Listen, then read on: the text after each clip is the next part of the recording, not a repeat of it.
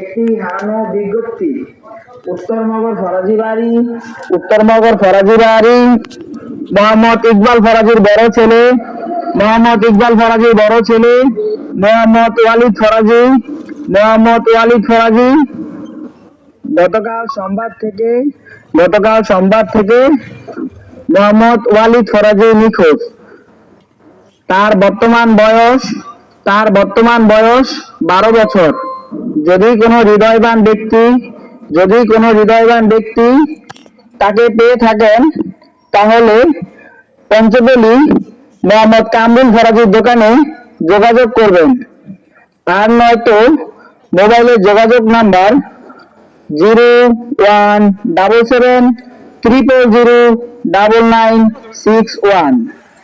আবার বলছি 0177009961।